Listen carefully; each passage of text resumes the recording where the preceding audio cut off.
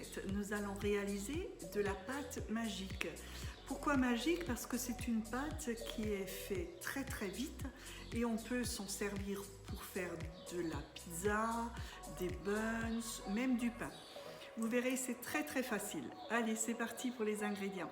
Pour les ingrédients, je vais avoir besoin de la farine, du sucre, de l'huile d'olive, du sel fin et de la levure fraîche et de l'eau.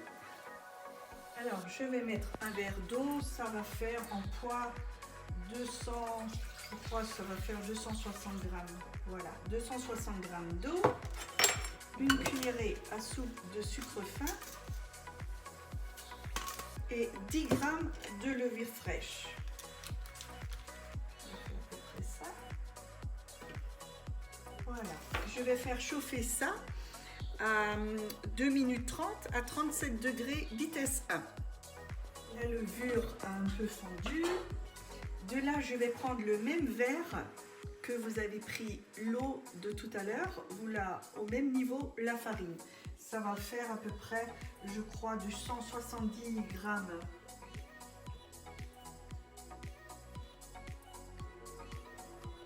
Voilà. Et une cuillerée à café de sel.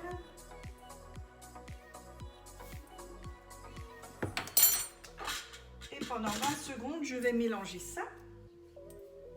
20 secondes, vitesse 3.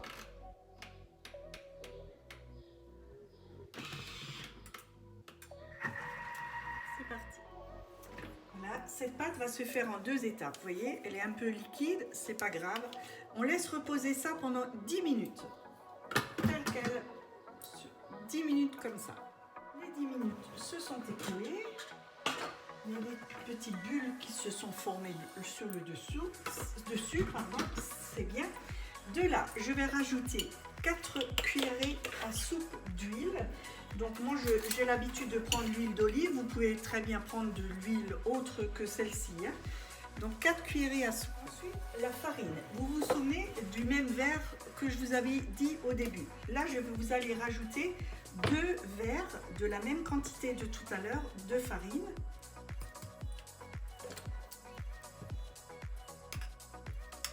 Une fois.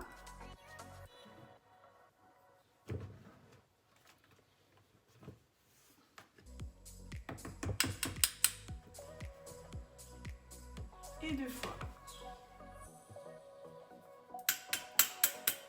Voilà, je remets le couvercle et je vais mettre cette fois-ci en mode pétrin. Pendant 2 minutes.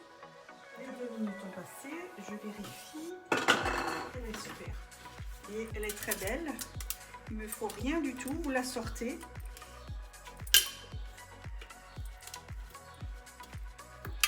Elle ne colle même pas. La texture est géniale. Vous voyez, bien élastique. Voilà, je vais vous expliquer.